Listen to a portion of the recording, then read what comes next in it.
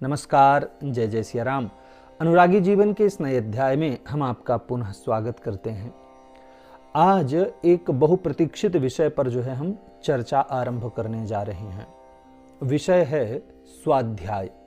स्वाध्याय क्या है, स्वाध्याय कैसे करना चाहिए, स्वाध्याय कब करना चाहिए और कब नहीं करना चाहिए। ऐसे बड़े महत्वपूर्ण विषय पर आज हम चर्चा करने जा रहे हैं।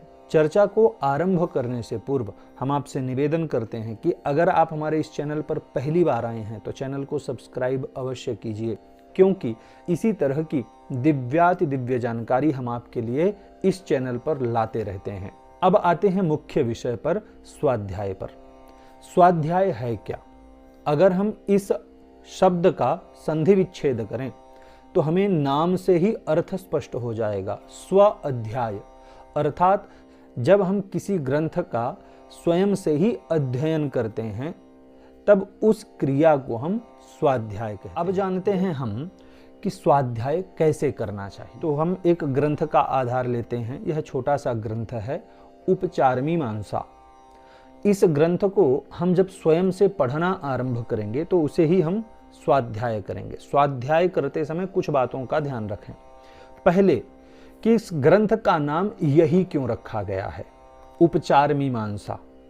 तो इसका नाम उपचार मीमांसा क्यों है, इस विषय पर हमको आत्ममंथन करना चाहिए। ग्रंथ को पढ़ने के बाद पुनः मंथन करना चाहिए इसके नाम पर कि आखिर इसका नाम उपचार मीमांसा ही क्यों रखा गया है। दूसरा, इस ग्रंथ के रचयिता कौन है, उसके विषय में भी हम थोड़ी सी जानकारी निकालें।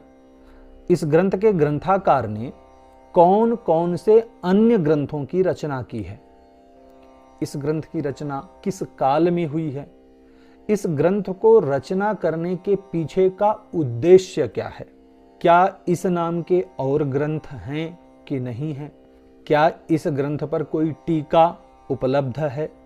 इसी तरह की और भी ग्रंथ से संबंधित संपूर्ण जानकारी हमको स्वयं से निकालनी चाहिए। तो यह एक पहला भाग हो गया स्वाध्याय का। कोई भी ग्रंथ है उसके विषय में सबसे पहले अच्छे से जानना है।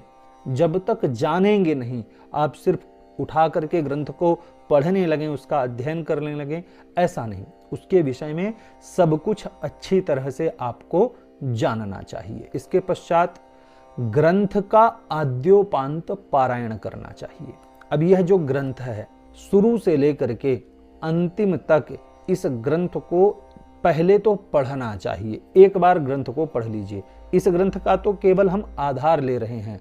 आप किसी भी ग्रंथ के विषय में यही भाव रखिए कि उस ग्रंथ को आद्योपांत उसका पहले पारायण करना है, उसको एक बार अच्छे से पढ़ लेना है। क्योंकि जब तक आप उस ग्रंथ को अच्छे से पढ़ेंगे नहीं तब तक उसको समझना बहुत मुश्किल है। तो इसलिए पहले तो आपको आद्योपांत उसका पारायण करना है। इसके बाद ग्रंथ में दी गई विशेष जानकारी को नोट करना है। इस ग्रंथ में आपको ऐसा कुछ न कुछ अवश्य प्राप्त होगा जो बहुत विशेष होगा, जो आपको भी लगेगा यह जानकारी मेरे लिए अत्यंत महत्वपूर्ण है, तो उसे आपको नोट करना है। जब भी हम स्वाध्याय करने बैठें तो हमारे पास कुछ महत्वपूर्ण चीजें होनी चाहिए। जैसे एक कॉपी होनी चाहिए लिखने के लिए। आप जिस विषय पर अध्ययन कर रहे हैं, स्वाध्याय कर रहे हैं, अगर आपको उसमें कुछ महत्वपूर्ण विषय मिल गया है तो आपको नोट आउट करने के लिए एक कॉपी होना चाहिए, पेन होना चाहिए, कुछ स्टिकी नोट होने चाहिए, आपको यह सहायता करते हैं। इसके अलावा हाइलाइटर आपके पास अवश्य रूप से होना चाहिए। एक विशेष बात, जब हम स्वाध्याय करते हैं तब हमें ऐसे कई विषय प्राप्त हो जाते हैं जो हमारी समझ से, हमारी बुद्धि से परे होते हैं।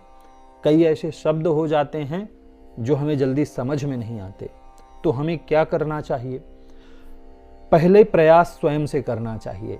उस विषय को बार बार पढ़ें, आगे ना बढ़ें, पहले उसी विषय को बार बार पढ़ें, उससे पूर्व के विषय को भी पढ़ें। कई बार ऐसा होता है कि जो यहाँ वर्तमान में आपको विषय प्राप्त हुआ है उसका संबंध पूर्व के विषय से होता है। तो इसलिए उसी विषय को बार बार पढ़ें, ना समझ में आए तो पहले का विषय भी पढ़ें, आपको उसी में से समझ में आने लगेगा। परंतु जब भी समझ में ना आए, बुद्धि से परे हो, समझ से परे हो, तब अपने गुरुजनों से अथवा उस विषय के विशेषज्ञ से चर्चा करनी चाहिए। इसके लिए उस विषय को आप अलग से नोट कर लीजिए, उस पेज संख्या को अलग से नोट कर लीजिए कि इस पेज संख्या में जो भी विषय लिखा गया है, इस पर मुझे गंभीर रूप से किसी विशेषज्ञ से चर्चा करनी है।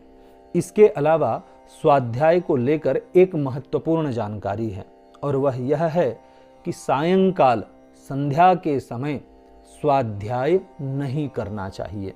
शास्त्र कहते हैं, चत्वारि खलु कर्माणि संध्या काले विवर्जयेत, आहार मैथुन निद्राम स्वाध्यायंच चतुर्थकम।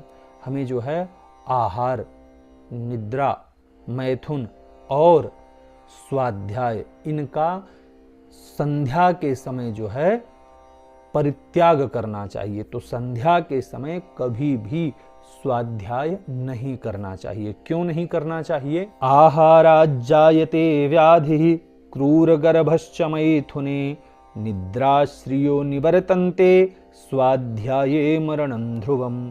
भोजन करने से व्याधि होती है, स्त्री संग करने से क्रूर संतान उत्पन्न होती है, निद्रा से लक्ष्मी का ह्रास होता है, और स्वाध्याय करने से आयु का नाश होता है। कब? संध्या के समय। इसलिए संध्या के समय इनका परित्याग करना चाहिए।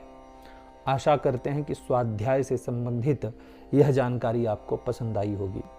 स्वाध्याय से संबंधित आपका अगर कोई प्रश्न है तो नीचे कमेंट बॉक्स में हमें अवश्य संप्रेषित करें। अगर यह जानकारी आपको अच्छी लगी है तो वीडियो को शेयर अवश्य करें। यह वीडियो देखने के लिए आपका बहुत बहुत धन्यवाद।